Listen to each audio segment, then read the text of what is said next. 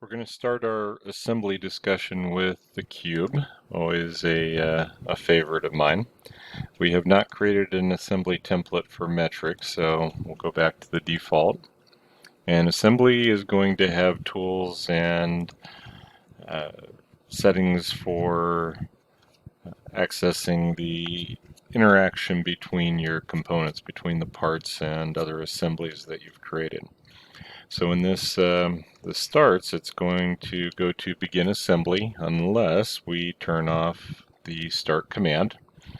And if I browse, let's go find the hexahedron or the cube from the first assignment, and it'll come into view. All right, so my origin isn't turned on, but I'm not real concerned about that. The OK button is going to align the part and the part origin to the assembly origin. We'll take a look at that here in a second. So if I just hit OK, then it's going to place it, and we can see the origin for the assembly is at the center of the part. And when I expand out next to the part or the component and look at its origin, they are in the same location. If I just place this somewhere in the mix, in the middle of the work area, it would not necessarily be where I wanted it or at a known location, and it may also be fixed. Or if we drew the part in a different orientation and we want to move it, then we would be looking at right-clicking on the part and selecting float. Since we only have one part, the options are fairly limited. Since this is a cube, we have the 6 faces. We also have the planes. So I have the minus sign in front of the part now because I did the float. Well, now it says fix, and we're going to leave it.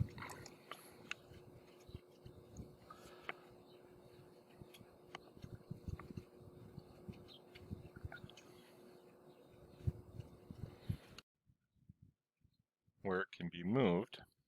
So if I move this around, we can't really see too much because the origin is turned off.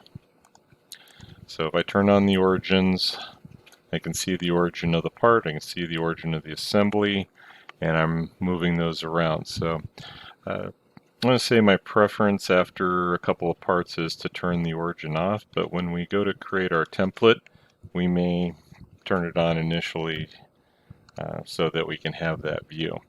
So the main thing on perspective is if I'm moving the part around, the assembly origin will remain stationary. If I'm holding down the middle mouse wheel and rotating, well, the origin's not staying in place, or it's not being shown while I'm rotating, but it is moving with the part and changing its location. So moving the part, rotating the view in the assembly. So it's always kind of a keep the perspective, the picture you have going on in your head, matching what you're seeing on the screen. So if I get lost, I'm going to hit Control 7. That puts me back in the isometric view, kind of does a quick reset.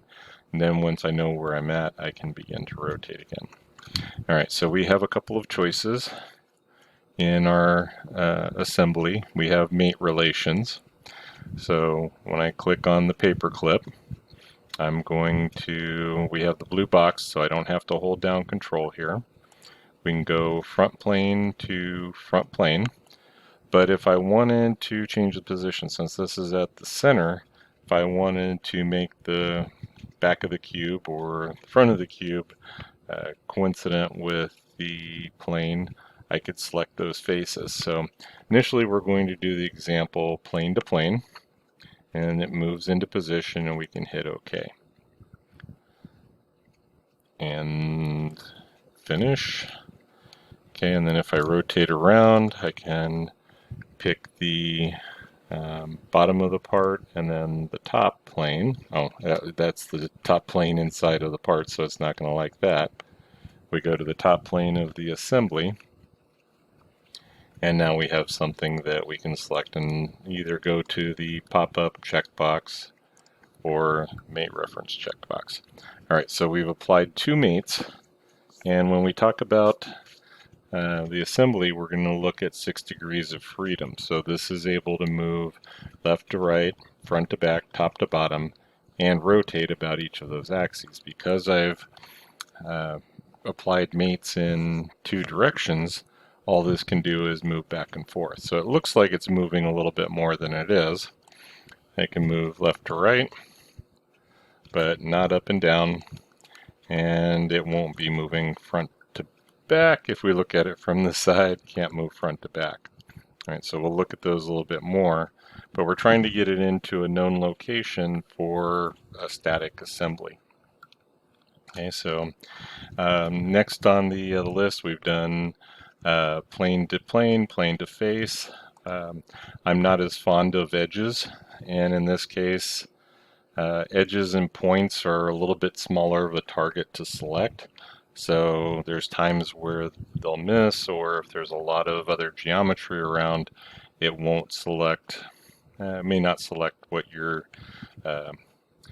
trying to pick. So let's go to the right plane, and that will also work.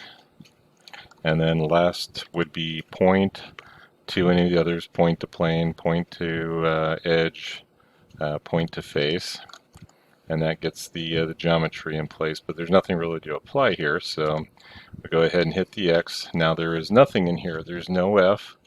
If I go back and try to fix this, it's going to, well, it's going to let me, but it probably also suppressed all of those mates. All right, so don't really need to at that point, because we're controlling that that situation. All right, so we can do the open from the insert components, and it was set to launch apparently because it did. So if I bring in another hex and place it, this one isn't going to be necessarily anywhere, and sometimes they can get kind of separated, so you just want to check and make sure that they're staying pretty close to each other. So again, we'll have the first instance, so the less than 1 greater than is instance 1, instance 2, and then we can look at setting these up and move this around, and then notice that 2 objects can occupy the same space. So in the assembly, you're responsible for things like gravity and 2 objects occupying the same space, and if it needs power, pneumatic, hydraulic, any of those, you're responsible for those. Okay, so we did the plane to plane, so I could go front plane to front plane again, and that would be a valid choice. I could go front plane of the part to the front plane of the first part, and that would be a valid choice. And probably easier once we've gotten past that first item is to just pick planes between the parts. So if I do a select control select, then I will get the pop-up. If you recognize those symbols or that terminology, coincident, parallel, perpendicular, try not to lock. It has the same same problems as fix in the sketch. We can set a distance. A limit distance is going to make this a little more dynamic, and angle and limit angle, again, dynamic. And then profile center will center on the pieces. So we'll come back to those. Right now, I just want you to get used to setting for coincidence. So if we go to insert, oh, that was the components. I was looking for mate. So close. All right, so if I go face to face, and again, I don't have to hold down the control button because we are in the little blue box in the mate, and this is able to move around at kind of looks like it's moving all around, but again, it can only go left and right, and if we're looking at it from the front, up and down. All right, so as we add those mates, then we're putting this in a location and pretty much going through the process that if I had these parts in front of me and I was building these blocks, I'd be doing the same thing, contacting the faces, lining them up, going through that process. All right, so since this was a planar connection to a planar connection, it might rotate. So let's see if we can rotate about that edge. I can go into move component and then rotate component, and it's able to kind of swing around that edge. When it's just in without any mates applied, we'll be able to generate those geometries. So let's go ahead and go control. Well, no, we're going to stay with the paperclip for now. So mate, I have the edge and the face, and one of the limitations of the edge is, since I just showed you the rotate, it is going to stay coincident with that edge, but we're going to need another edge or two edges to bring that in. And again, for me, picking a face is a lot easier than finding those edges or those points. So let's go ahead and close that out. We'll see. So still able to move through because this edge is satisfied being coincident with that face, and this edge is being satisfied coincident to that edge. So if I had selected edge and edge, and edge and edge, that probably would have had the same three mates as if I had gone to face to face, face to face, and face to face. So they're going to be the different combinations. So last is a point, and I could go point the vertex, the intersection of those edges. So two face, two edge, or point to point, and that would be coincident. All right, so all of these choices that kind of end up being the same result, but it's a matter of speed and visualization. So we have the insert components. Under the pull down, we also have insert component existent part in assembly, which does the same thing as that. If I hold down the control button from either the feature tree and drag in, I will get another instance. So you do have to kind of be careful with the control button, because if you're in the work area, make sure I'm selecting here, I can also drag one in. So this brings up a good point of why you probably want to do one at a time. My recommendation is you bring a component in, you get the mate relations applied as far as you can to being static, and then bring in the next. Because if I have, for our first assignment, we have 6 or 7 parts. If I bring all those parts in and try to juggle those, I'm just making it more complex. Where if I bring in the first part, get it in the orientation that I want it, bring in the second part, get it in the orientation location related to the first part, third part goes a little easier, fourth part a little easier, fifth part a little easier, and then sixth part makes it done. All right, so let's go through these again. So if I were to go edge to edge, then we can go coincident, and we have the rotation. So edge to edge, coincident, and that pretty much satisfies it. But again, let's see, that one's, oh yeah, so that one's going fully defined, and we're starting to get taken over by little blue origin dots. So I'm going to turn that off so we can focus on the parts. So in that respect, the edge to edge has just the two mates where we've been going 3, but if I have an issue, I think the the face-to-face is coincident is easier to resolve. So going through this again with the pop-up, select, control, select, coincident. And again, big targets to select to, and then I have the mates.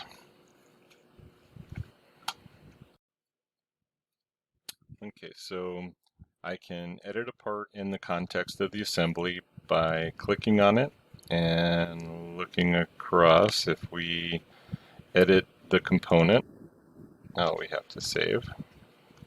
So let's do a assembly intro.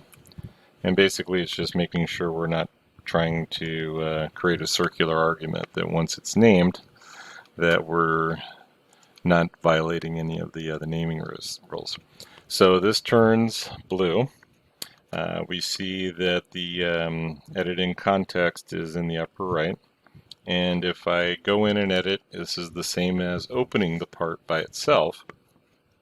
So let's see, that is number 4. I want to make sure I'm applying this to the correct. So our sketch tools and our geometry is available. And if I were to go from center to center, or sorry, corner to corner, and establish the center. Oh yeah, this was origin in the middle, so I could have picked that up. And notice it jumped to all of those, all of my instances. Let me make that 1 inch. Then under my features, I can extrude cut. We'll go through all. And notice it updates for all of the parts. Alright, that has the same effect as if, let's go ahead and save that so that it updates. Notice that the blue went away, everything needs to be rebuilt. So when we do the save all, I'm going to say it should rebuild, but sometimes it doesn't. We'll go ahead and open up the part and do the same thing. So I want you to watch for that editing context, because it can tie to things, to other things in the assembly, other objects, other items that we may not want it to. So I'll do 1 inch that way, and features, extrude cut, through all, and save. Alright, so notice how this picked up that dash greater than. That's telling me that the corner in this sketch, where it came close to the top of the third instance, that coincident is related to the other part, not to this part. So that's the warning that comes with this. All right, so if I take that out of the way, basically highlight the little green box, click delete, drag it off of the corner, and drag it back. We do a control save, and the window, back into our assembly, and notice that everything's updating. That is the associativity. It is not consuming these parts, it is referencing the part as we go.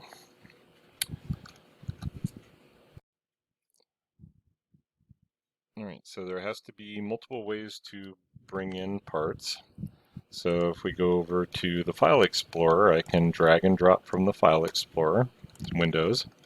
We come over to the Files in File Explorer inside of SolidWorks, and apparently I left that open. If it's gray, it's loaded into memory, but it's not currently active, and I can check that real quick by going to the window, and it's accessible to switch screens to that part. So if I click there and drag and drop, I can bring another one in. Alright, so for cylinders, and we're going to have things like tangency and concentricy. So most of the time it's going to be concentric. So if we go here and control select there, then we would be looking at concentric. That's the same as coming up to the mate, and because I had those pre-selected, it populates the little blue box, jumps to concentric, and then we also get this thing called lock rotation, which if it's not critical, we can keep this from rotating, because being a cylinder, it's going to have the axis be able to turn. So if we went face to face, and the rotation. Now if I went to the edges, I wouldn't necessarily be able to back out of that to allow this to rotate. It would still want to move, and we would have to add those additional mates. Right, and then if I go edge, let's try edge to edge, and we'll look at tangency. So tangency says this can move every which way as long as those two edges are in contact and we haven't violated any of the other rules. So maybe I'll go parallel.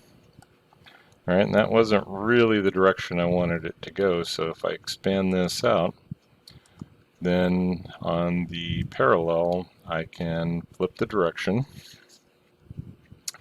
flip mate alignment, and that will put it to the outside. And now as it will rotate and allow it to move as it stays in contact and satisfies those relations. So if I were to put something like an angle, I could come over and pick the angle. It's saying it's at 99 degrees. We'll just go, maybe not that much, about 120 then, and accept it. All right, so it's able to rotate still. We haven't violated any of those rules. And if I were to come over and pick the point and an edge and make those coincident, now we're finally at the point where it goes fully defined. So a lot going on with that one part.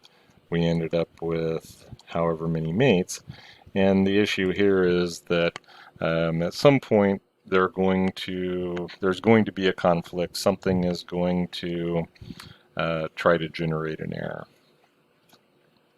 All right, and then we'll finish up. Let's see, we did that one. So let's just go back and insert component. We'll browse over to the cylinder. And the cylinder, well, it looks like it's about the right size.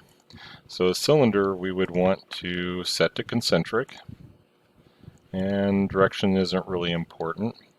If it did interfere or have clearance, we wouldn't necessarily be able to see that unless we were looking for it. And then setting our direction, let's go with a distance this time. Or setting the mate, we'll set a distance, 0.25. All right, and if I turn the origins back on, then really the only thing I'm going to be able to tell that this moves, because, well, it's a cylinder, there's not really any geometry to index from, is that origin. So this would be why I'd want to lock that rotation. So if we expand out the cylinder and go to the concentric, notice this is hollow. If I lock the rotation, it will fill that in, and all that does is keep it from rotating. It says I don't really care about the orientation, the indexing on that part. It's just a matter of I don't want it to spin, and I want it to have that fully defined condition in front of it. All right, so real quick, simple examples on some of the terminology and the different mates that we have to work with. Initially, we're going to stay with coincident. We're going to stay with concentric. We might set a few distances, but for the most part, we're going to keep this pretty simple on our first assignment.